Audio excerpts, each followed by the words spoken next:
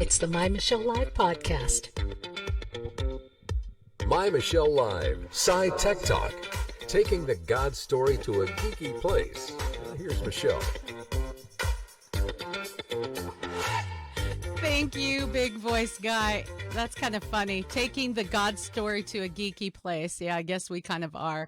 Look, this is an interesting topic that we're taking on today. My Michelle Live delves into science on Tuesdays, and we'll do news and views, entertainment, sports, and so many other things. But our stint is looking for the God story. Is there a God? If there is, can we really see signs of him? And what does he expect of us, right? Right now, we're in the midst of a global panic, a global crisis, you may say. And it's not really the first time, right? I mean, the world's seen catastrophes. It has seen plagues before. There is, however, this story. It's usually told to kids, and it's painted in cute little boats and animals pairing up and walking into the ark.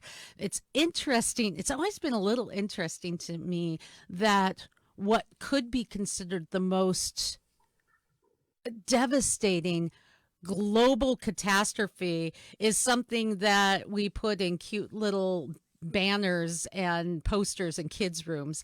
This is a catastrophe. The Ark, Noah's Ark. Now, critics claim that there are major problems with taking the Noah's Ark story literally. Getting all of those animals on a boat. God killing off most of mankind. Nice.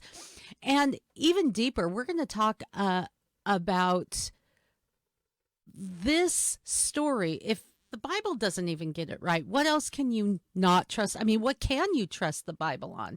And that comes down to something we talk about a lot, your worldview.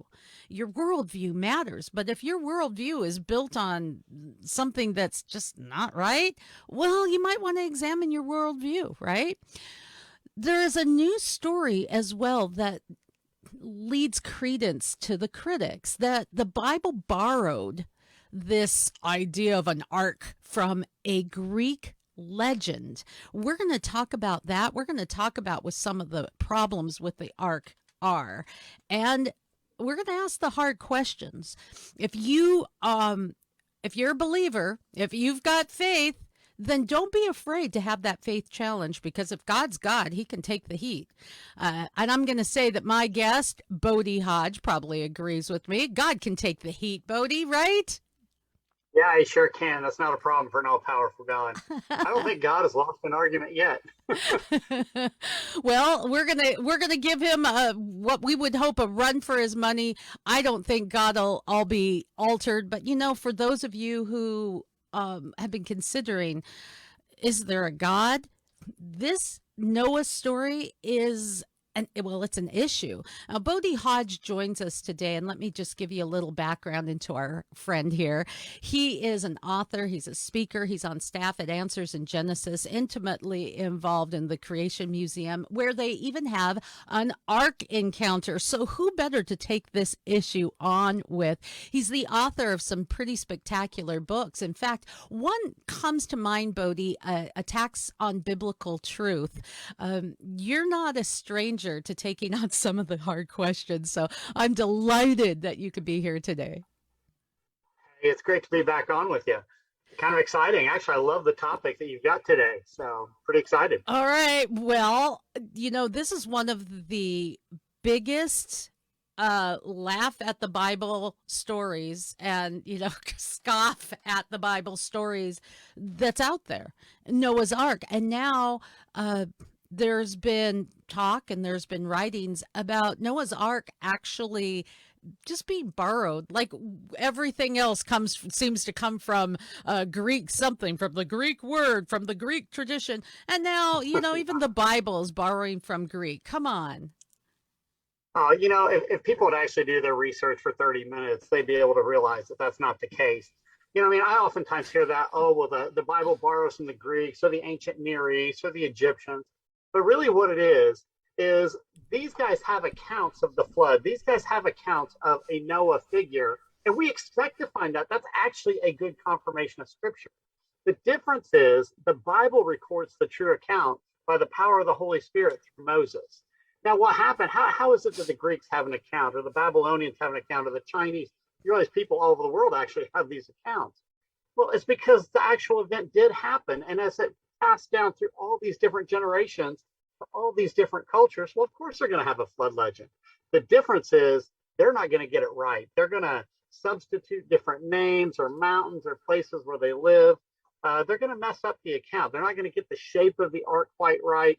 And now they might be able to retain certain details here and there, but they're not going to have the true account the way the Bible is.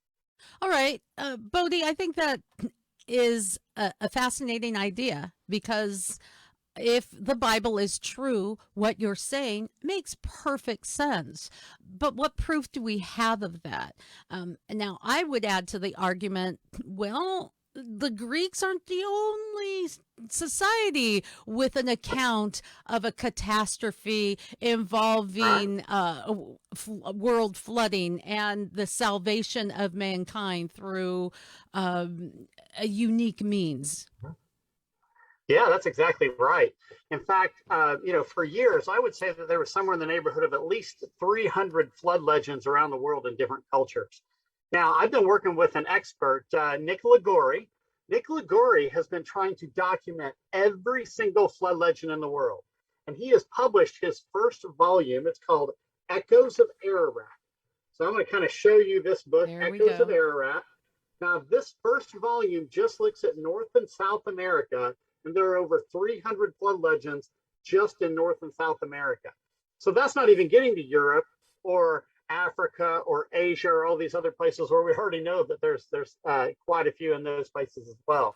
So he's working on all those. Now that's pretty exciting. Now I actually wrote a book. Now this one here, it's a beautiful book. He's got all these different accounts and runs through them, ever so briefly, sometimes quoting them. Now I did one that was actually more for families, a lot of fun one. Now it's called The Flood of Noah. Yeah. I'm going to show that one up here just a little bit. Laura Welch and I put this one together. Bill Looney did the illustrations, and it is a fascinating book. You get to see all these different accounts. It's got flips and opens, all these different names for Noah, all these different names for Noah's wife, in all these different cultures. And it is a fascinating resource. So I absolutely love looking at this kind of thing. Do I expect to see the Greeks have one? Yeah, I sure do. In fact, it wouldn't surprise me if there's several different Greek ones floating around out there. But one of them definitely hit the news here recently. Yes, it did. And yet, I'm going to just tell you one of my pet peeves of the recent maybe decade is that when something hits the news, back in my day when I first started broadcasting, it was such a badge of honor when they didn't know where you stood on an issue, where you researched the issue to make sure that it was true, and you looked for the counterpoints and to see if there's more information out there to lead to the story. Now it's just about get it, report it, get it on, make it sensational. If it bleeds, it leads, and then move on to something else without any accountability. And we've seen that a lot throughout this pandemic, especially. Yeah, in fact, you nailed the right word there, sensational. They want to be able to sell magazines or sell, time on the internet. It's kind of money driven. So they want the sensational headline. They want to be able to grab people and then move on to go to the next sensational thing. So you're right. A lot of people, they don't report the way they should report.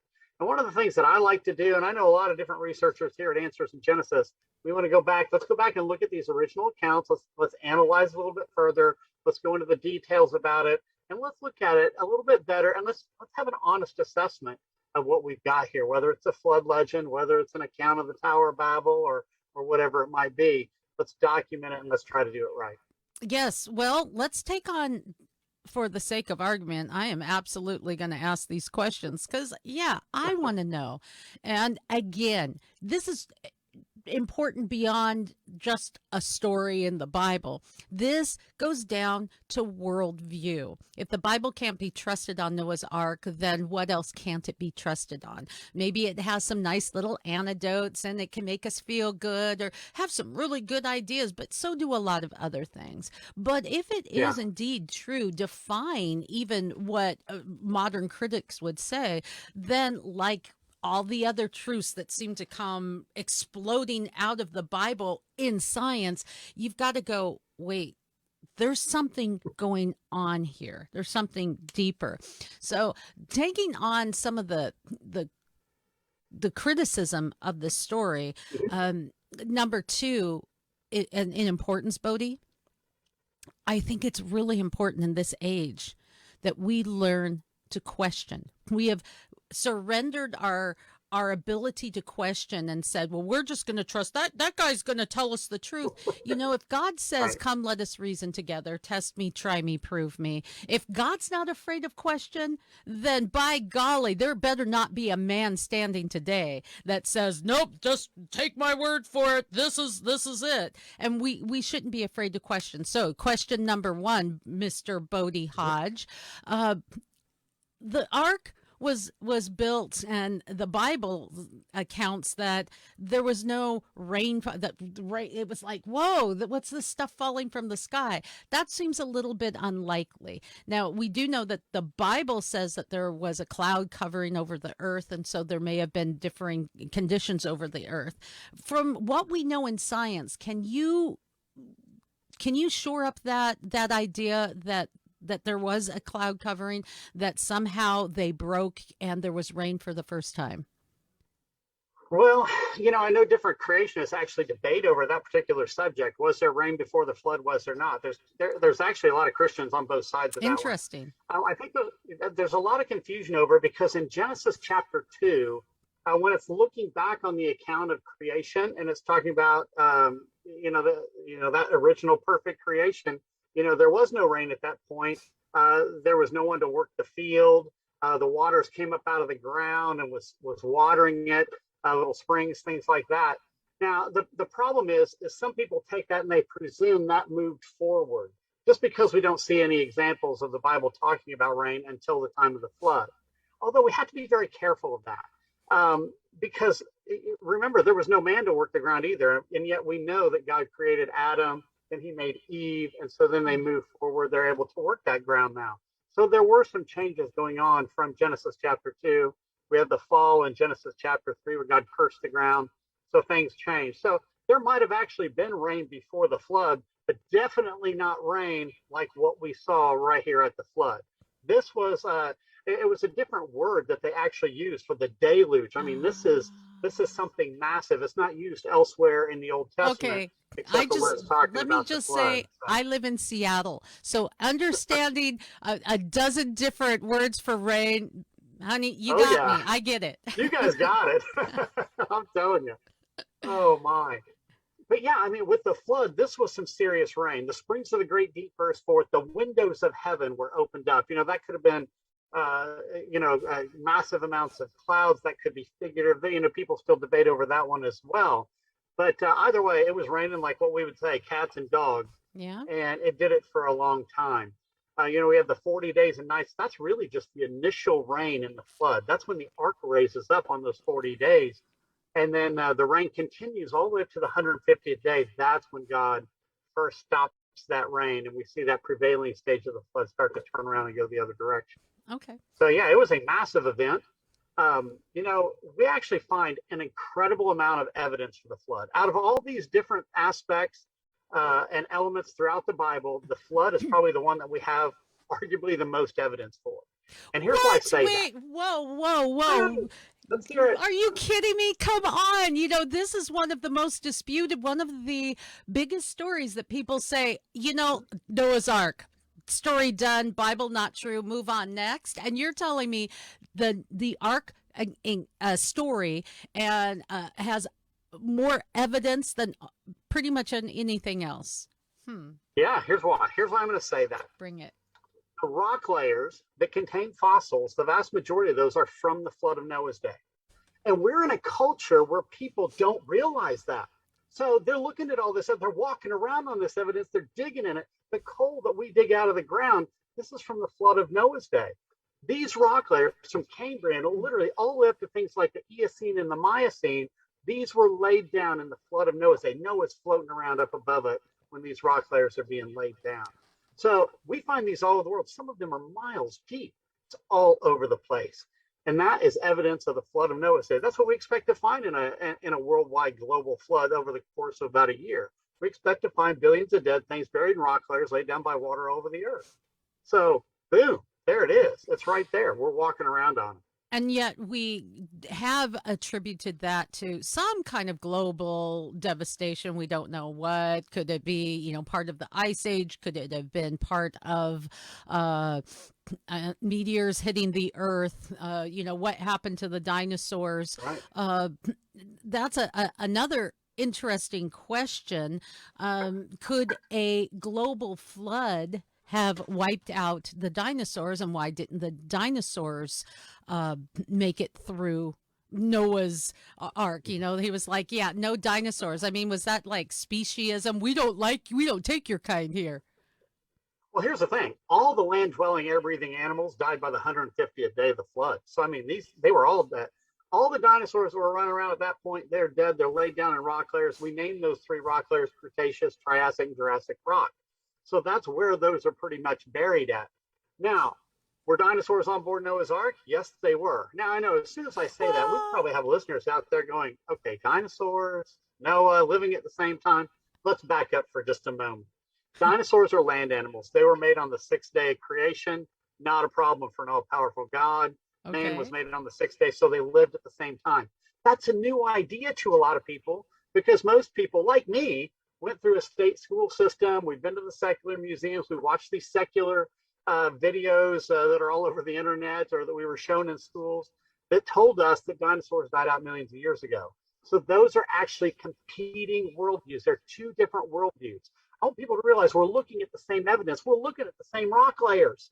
The difference is the interpretation of those rock layers. Those rock layers were laid out at the time of the flood. Yes, the dinosaurs that were land-dwelling, air-breathing, they were on board the ark. Noah most likely took the juveniles, the smaller ones. They easily fit on board the ark.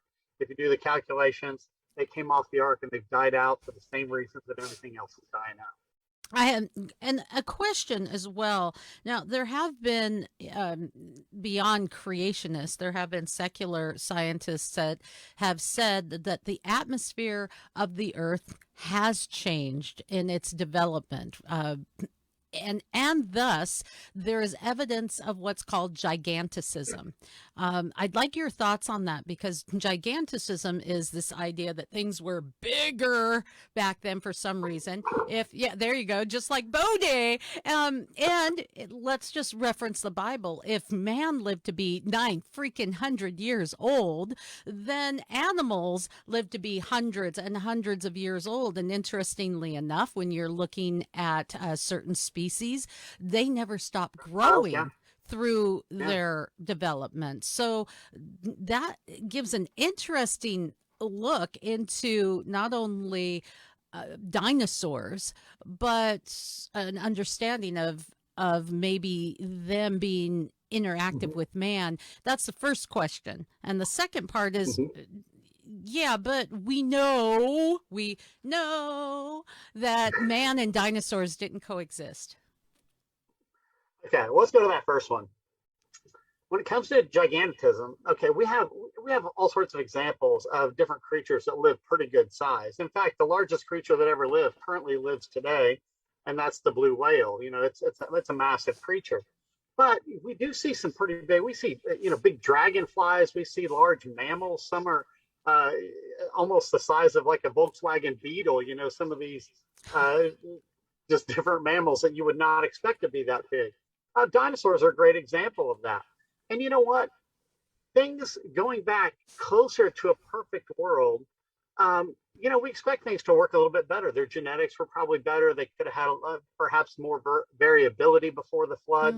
After the flood, we only had a limited number, and only a certain number of those genetic traits survived through the flood on board the ark. So, we might have more limitations. you're right. There are certain animals, certain species. Think of a lot of reptiles. They'll just grow throughout the duration of their whole life. If they lived a lot longer, they could get a lot bigger. So, there is that possibility on certain creatures as well. But, it comes down to genetics and genetic bottlenecks. Now, think of something else. Dragonflies are a good example. Some of these dragonflies, I mean, they're literally like huge. They were big in the fossil record. We actually have an example of one here at the Creation Museum on display. So I look at that and I'm like, okay, I'm used to these little dragonflies. But here's something to think about. The world before the flood and the world after the flood were very different. The world before the flood was a lot warmer. People, if you think about Adam and Eve, God told them to be fruitful, multiply, fill the earth, and they didn't wear clothes. They should have been able to fill the whole earth, their descendants, without wearing any clothes. That's a lot better climate if you just think about it. So even after the curse, the world was more conducive to a better climate. Now we have what we call more extremes. We've got a lot more high mountains. Things have shifted around. Continents have shifted. And now we get more extremes, a lot more cold, a lot more super hot, dry areas, things like that. We're much more limited to a certain degree. Now think of something like that dragonfly. That thing comes off. It needs to grow really big before it lays eggs. Guess what? Winter is going to come before it gets a chance to mature to be able to lay those eggs. So the ones that are going to survive are going to be the ones that are smaller, that get to a big enough size to lay their eggs to keep going. The bigger ones aren't going to survive before it gets cold in a lot of areas. So you can just see how some of that gigantism can actually be removed from the genetic population. But even after the flood, we do see examples of some giant creatures. There were some pretty good sized mammoths. Think of Goliath. I mean, there were a lot of giants in the land of Canaan. Even Moses denoted it that way, the land of giants. So, I mean, we even see it within the human population to a certain degree as well. Okay, let's move on to the second question, because that's the big one, humans and dinosaurs. I actually wrote a whole chapter on, did humans and dinosaurs live together? And of course, when you start with God and his word, they were both made on the sixth day. That's not a problem. Now, we see a lot of confirmations of that. In fact, the word dinosaur, a lot of people don't realize this. Dinosaur is a new word. It actually defines dinosaurs in a particular way. They are land reptiles that have one of two hip structures so that it raises its body up off the ground. So if it stands erect, then it is a dinosaur. That's why things like crocodiles, they're not considered dinosaurs because their legs come out to the side and their belly naturally rests on the ground. So dinosaurs are uniquely defined, but it's a new word. Nobody would use the word dinosaur until about the 1840s. In the 1840s, that's when they came up with it. It means terrifying or terrible lizard. But what were dinosaurs called before that? In cultures all over the world, what would they have been called? If somebody would have seen one, what would they have called it? Well, the most common answer is dragon. Dragon is an ancient name. We even find the word dragon is in the King James Old Testament 22 times. It's in the Old Geneva Bible 24 times. So it's all over back there. It's two different words that the Hebrew translators, into English or various languages translated. And culturally, we see the word dragon throughout many completely separate cultures. Absolutely, all over the place, from China to South America. We see it in the Middle East. We see it in Europe. It's all over the place. We see examples of these creatures being considered real creatures right alongside other creatures. The ancient flag of Wales, they still use it today, has a dragon on it. The old Chinese flag had a dragon on it. It's more of a long, slender dragon. They're different dragons, but they were still dragon creatures. Perhaps so when you saw a dinosaur, you'd have just called it a dragon. So, I mean, we see a lot of examples of this throughout history where they were recorded either as a petroglyph or a scientist has analyzed it, or it's mentioned right there among these other creatures, where these creatures looked a lot like what we would call dinosaurs that people had drawn.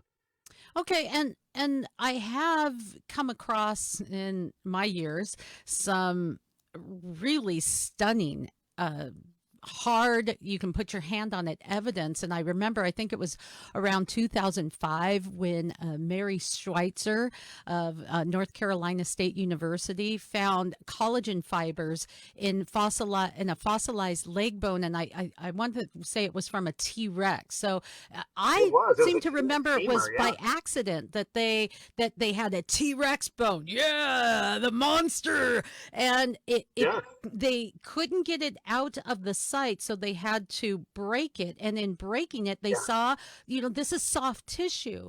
And so they're stunned. How could soft tissue be in something that is, millions and millions and millions of years old? Could T-Rex have been existing in the time of man? I mean, this is like, wow. Tell me from a scientific point of view, not a Michelle point of view, what this means. Right. You would have thought those researchers would have said, wow, maybe this thing isn't as old as I've been led to believe. But they didn't do that. Instead, they just like, oh, wow, I guess red blood cells and this soft tissue really can last 65 to 68 million years old.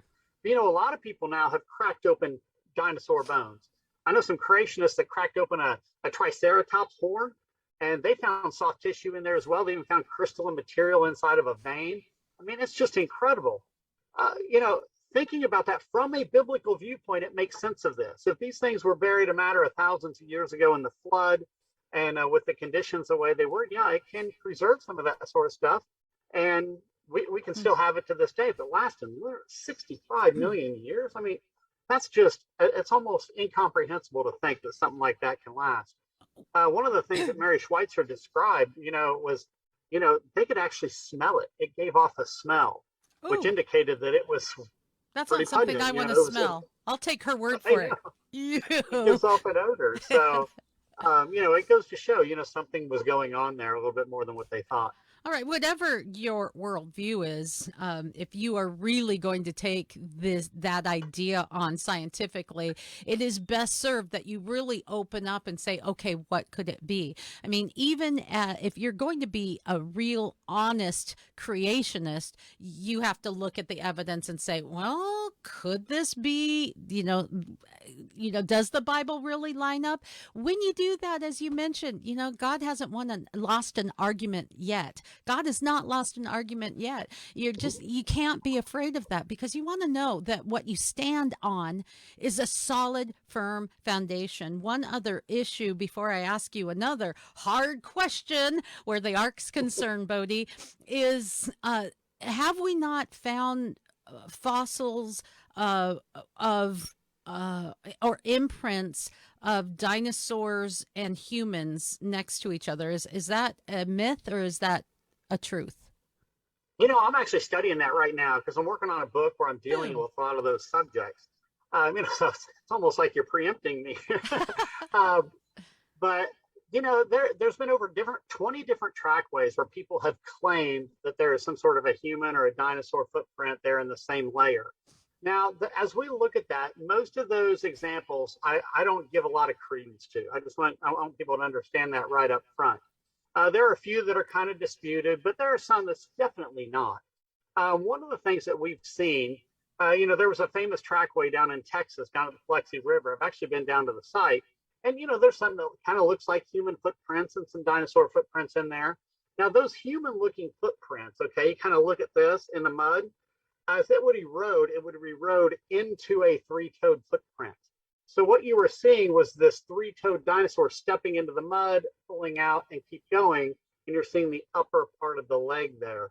And that kind of resembled a human footprint. So you have to be careful of stuff like that. So what I want to encourage people to do, whenever it comes to any of those types of trackways, it really needs to be researched. It needs to be documented in a peer review process. Yay. Let people battle it out. Yes. And do it right before we jump all over it. The Bible says, as iron sharpens iron, so one man sharpens another. I quote that a lot in this age because we act as though science is settled in some ways, and then in other ways it's like, well, you're a science denier. Stop it. Just debate it out. It's fine, because in doing that, Yeah. you really do get to the truth. Thank you for doing that. Thank you, because Yeah. it doesn't feel right to me to hear someone talk about, well, the Bible is true, and I heard this story, and so it becomes sensationalism, Right. or to use a coin phrase, fake news. And so that's not something Right. we want to do. So I want to ask another question of the improbability of the ark. It's a desert area, people say. Where'd they find all of this gopher wood? Come on. Okay, we got to think before the flood is a lot different than after the flood. Yes. So, when we look in the Middle East, the ark, it landed in the mountains of Ararat, but not necessarily Mount Ararat, but then people are arguing over what is Mount Ararat. There's ancient mountains called Mount Ararat that's different than what we call Mount Ararat today. But that's a different discussion. The point is, before the flood, it was much different. There's a lot more wood.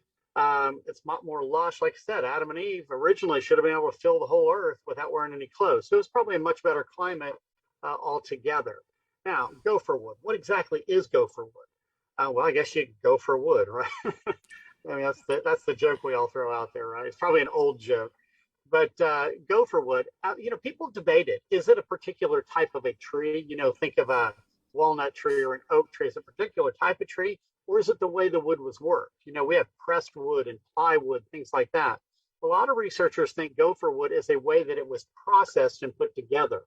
A number of ancient ships that we pulled out of the Mediterranean Sea, they had these processing methods that was absolutely incredible. It blows our mind looking at it today, like, wow, that was pretty incredible the way they did that. We lost a lot of that technology over the years. But where did these ancients get that technology? Ark researcher Tim Lovett, he's one of them that helped design the Ark encounter and the design that we have today. He did a lot of ancient ship research.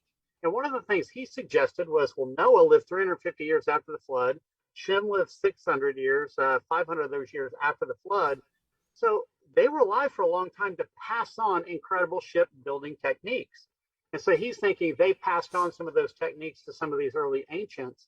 And that's why some of these ancients had some pretty incredible ways of working the wood. And he thought, well, maybe that reflects the way it was done in Noah's Ark. And there's a lot of truth to that. That sure is possible. So I think I would probably lean more in the direction of the way the wood was processed as opposed to a particular type.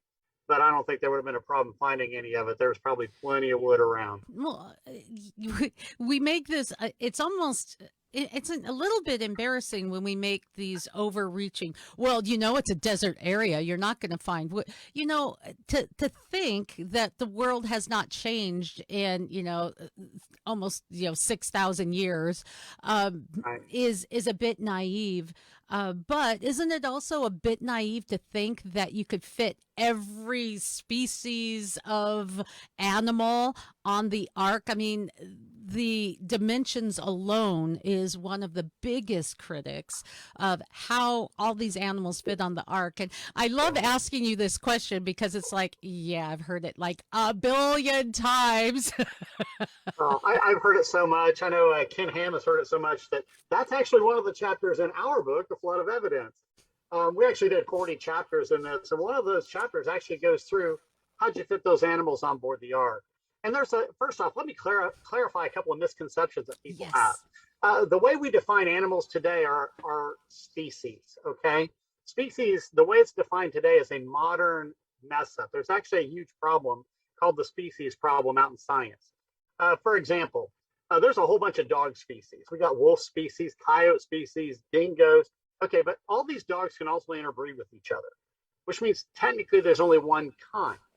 Now, notice I use the word kind versus the word species. Yes. Okay, the Bible uses the word kind. It's the Hebrew word mean. Basically, as a rule of thumb, if animals can breed together, they're part of the same kind. So Noah only required 2 dogs on board the ark. Not all these, what we call species today of different dogs. Those 2 dogs come off the ark as they go around to different parts of the world. Their genetic information is filtered, and we define them as a red wolf or a coyote or a dingo or a domestic dog or whatnot. But yeah, he only needed 2 on board the ark. So we're not taking all these, what we call modern day species on board the ark. We're taking all of the original kinds. Now, I know there might be Spanish listeners out there. The word in Spanish for kind is the word species. So that really confuses them because there's the modern name species, and then there's the Hebrew word mean, which is translated as species in a lot of Spanish Bibles. It's also in the Latin Vulgate. But those are basically two different definitions of the word species, in case we have people listening on that one, just to clarify. But, if you actually do the research on the kinds, they would fit easily on board the ark. If you take 2 of each kind, 7 of the clean type, take those on board the ark. In fact, based on the dimensions of Noah's Ark, based on the research we did down at the Ark Encounter, all the animals in their cages would have fit on just one of the 3 decks on board Noah's Ark. So there's plenty of space to hold what needed to be on there.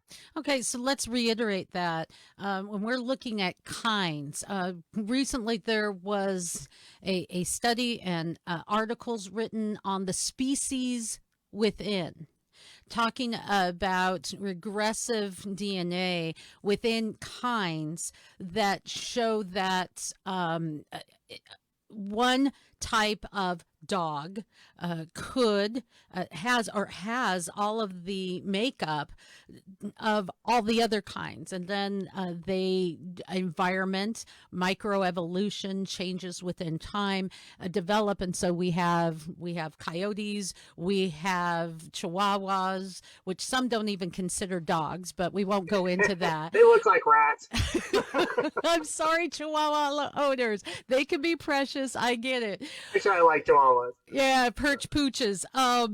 There lies within that DNA that the ability for expansion, which I think is a brilliant design feature, because that gives you adaptability, not being doomed to, okay, I'm a hairless chihuahua and the climates of the earth or my environment has changed. Well, that's just it, I'm done. We have the ability to change, and I think that's spectacular. We see that ability. So within that, based on modern science, you're saying that just having 2 of each kind is absolutely plenty to replenish. So I think that's one of the biggest arguments. 2 would easily be enough to replenish all these different kinds.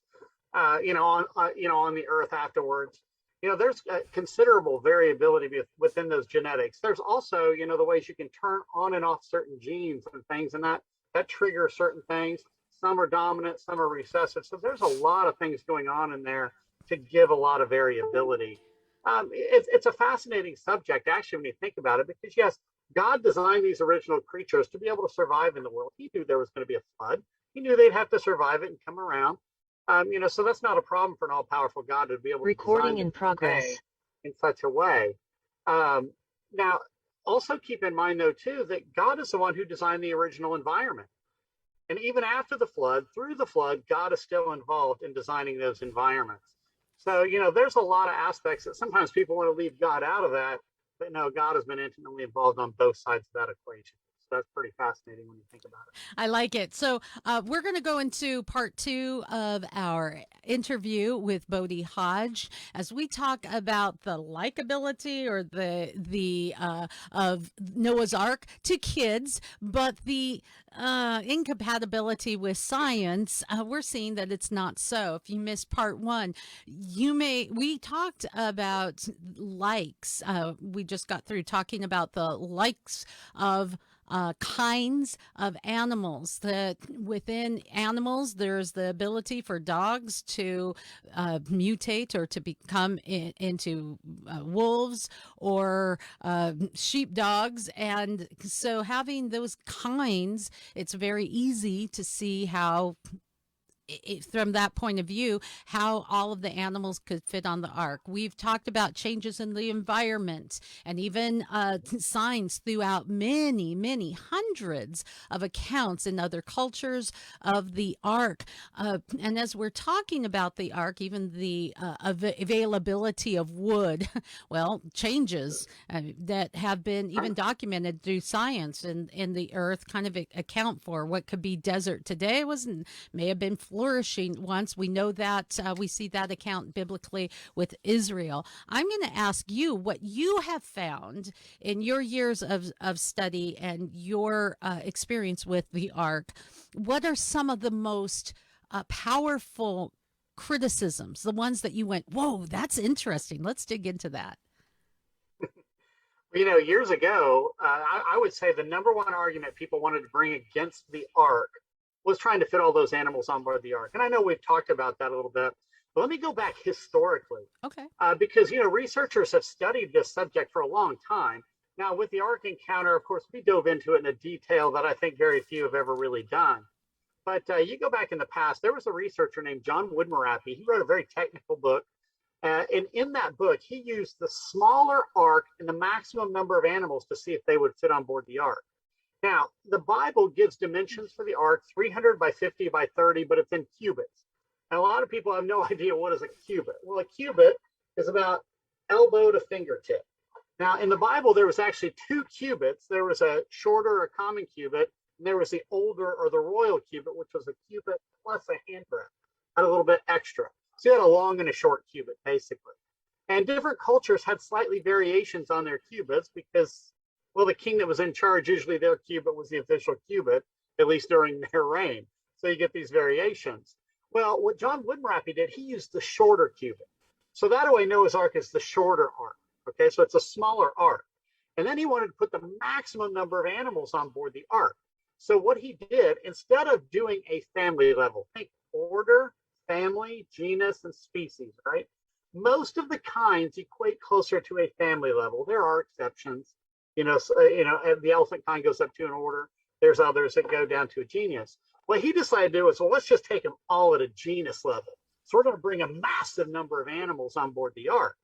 And with that calculation, he had just under 16,000 animals that he was now going to try to fit on board this ark. And he brought fresh food, and he brought fresh water on board the ark. The Bible didn't say anything about the water. They could have possibly harvested it. They were in a flood, of course. Yeah, but there was no shortage there. Okay, I'll give you that. And here's what he found. 74% of that ark, 74% of it was used to hold the animals, the food, and the water for a maximum number of them. So they would easily fit on board the ark. So I would say that right there was probably the biggest argument that the secularists brought for a long time. Once John Woodmarappy's research came out and they became familiar with it, they're like, okay, fine, you can fit the animals on the ark. But then they still didn't happen. Yeah, what they want to do is they say, well, there's no way this little square, looks like a rectangular ark could possibly survive the flood. Well, now everything suddenly shifted. They started looking at the structure of Noah's Ark. And then all of a sudden we started seeing people research that. There was a Korean study done by a lot of people. Most of the people involved in this study, I think, were non-Christians. I know the head of it was a non-Christian.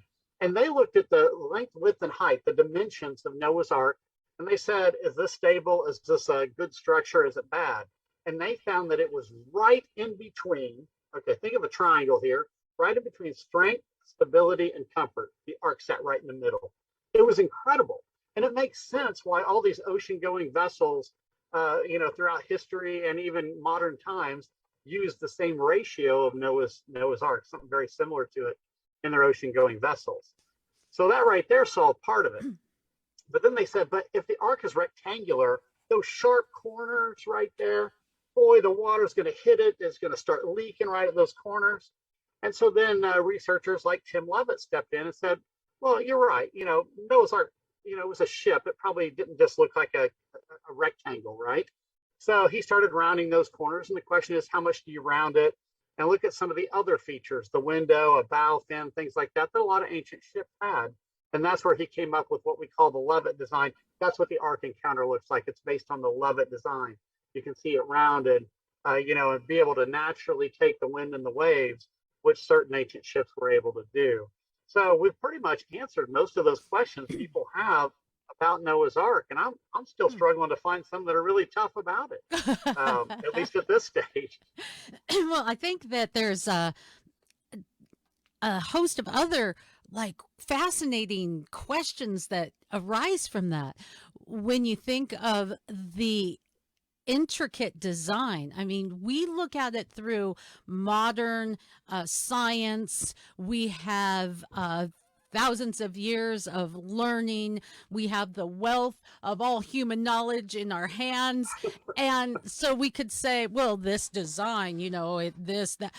How did people just barely crawling out of caves and grunting at each other create such an extraordinary, right? I mean, you have to go, wait a minute, this is pretty advanced stuff. It shows a genius level to be able to understand that, even if it was designs sent from God himself, still to be able to measure.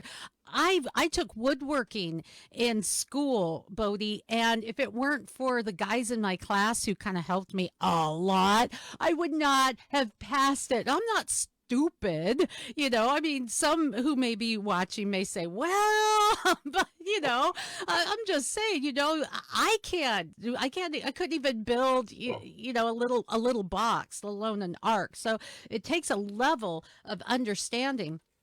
And I think that comes into play with this question that I wanted to ask you.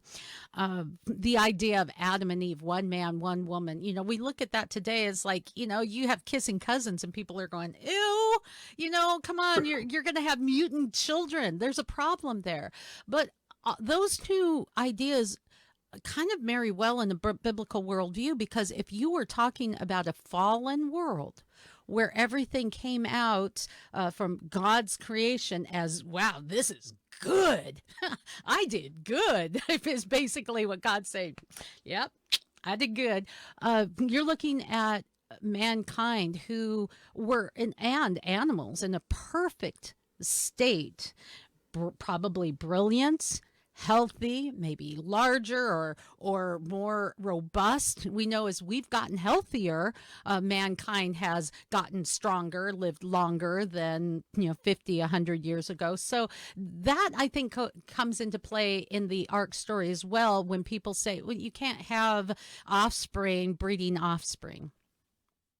Yeah, where do they get that idea, though? That's the problem. That actually comes from the Bible. You're not supposed to marry your close relation. That comes from Leviticus chapter 18. But yet they had to after world, the Ark. Why not? So is that a contradiction? I mean, they had to after the Ark. So that's right. But notice, Adam and Eve lived before Leviticus chapter 18. Noah and his family, they lived before it. Abraham lived before it. Abraham actually married his half-sister Sarah. Moses, his father, married his aunt Jochebed.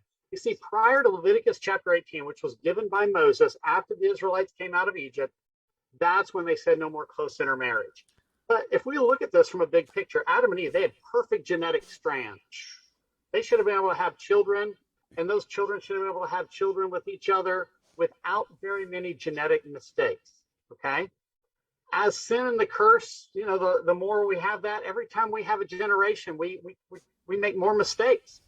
That's what happens. Like my wife and I, our kids probably have more genetic mistakes than what we do. And so, it moves forward. I'm going to tell your kids that you called them a genetic mistake. I'm telling them. They sure are. Man, I am not kidding you. And I could probably tell you where. No, I'm just kidding.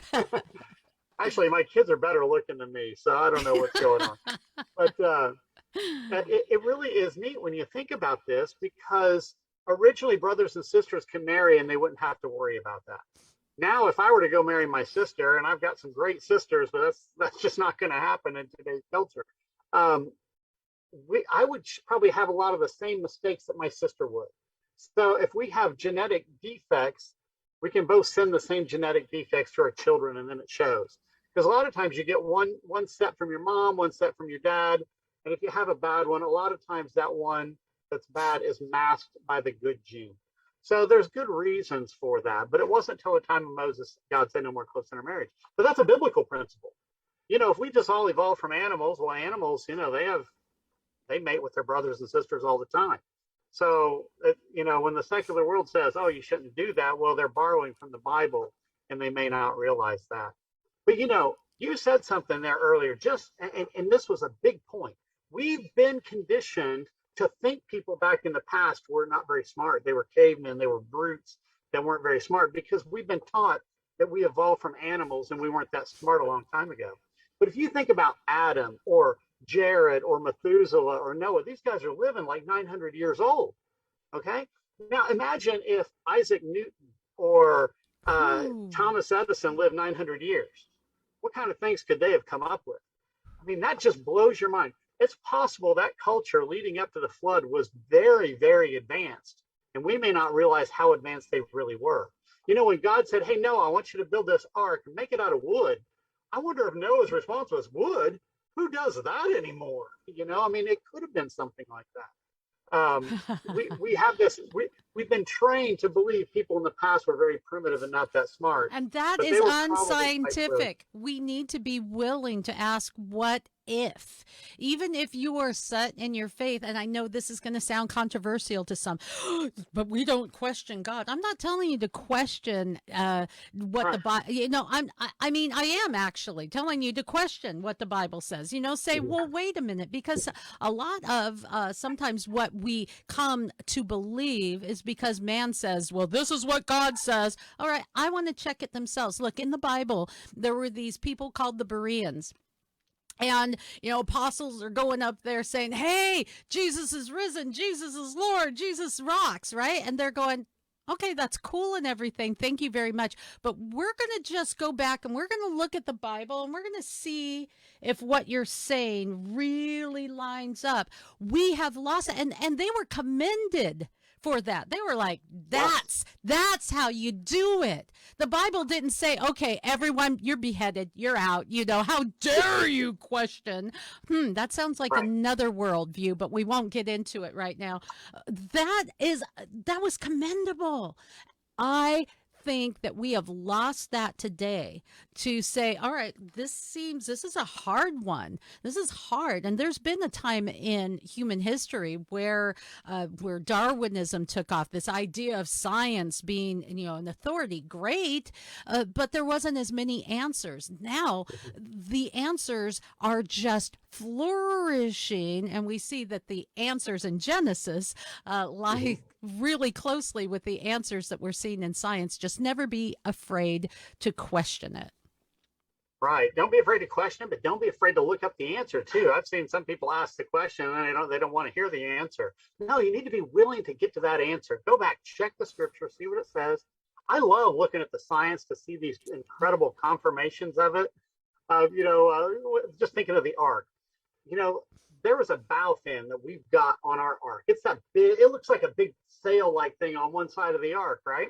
So the ark is up there floating.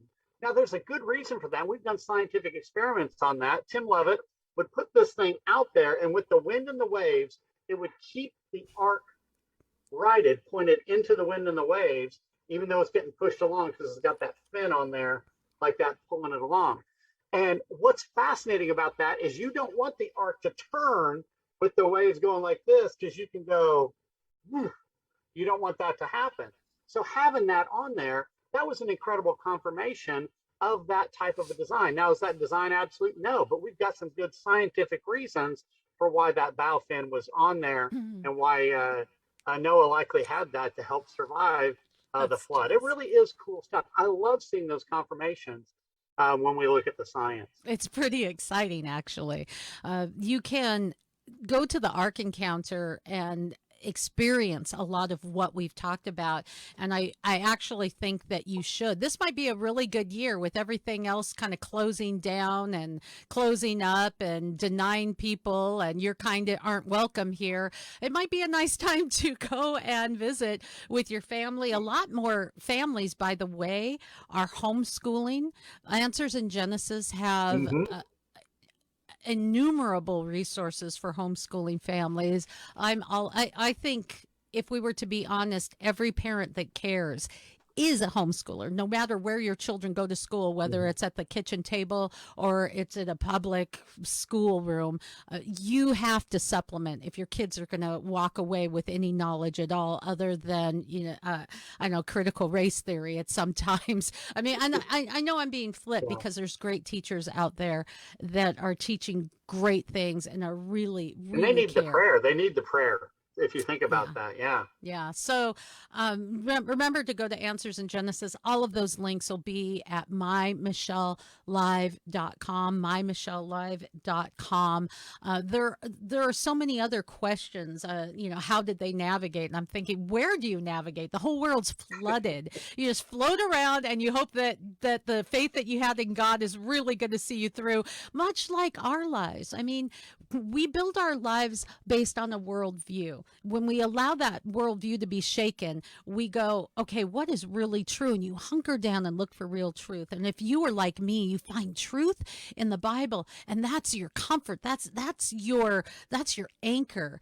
But there are times in life where you might be like, I'm thinking Noah sometime out there is floating around. The world's destroyed. They're devastated. They had to have devastation. And of course. thinking, okay, I really did hear from God, right? I'm sure his wife was like, are you sure you heard from God? I mean, are we going to be floating on this thing forever? You think of that old stupid movie Waterworld. That's the new reality. But that's where the rubber hits the road and you go, you know what? Either I'm going to believe or I'm not. And you know what, God, you've never failed me yet. That's my God story. And that's what I pull out of this story today. Bode, what you guys do there is so vitally important. Not afraid to ask the hard questions and not afraid to be lambasted by absolutely everyone as you do it. Talk about thick skin, man. I appreciate you. Appreciate that. Hey, be praying for us. Pray for me. Pray for the ministry. We really appreciate that. And we'll be hearing more from you as time goes on, because we like to geek out on the God story. Bode Hodge is with Answers in Genesis, and I want to thank you so much for coming on today. Thank you. God bless you, girl. Now, you make sure that you like us, share us, because if the mainstream isn't going to dig deep into stories, well, those of us who are, and there's a lot of other voices that are trying to do what we're doing, like us, share us, get the God story especially out there, because it is a message of hope. So with that, thank you, and we'll catch you next time.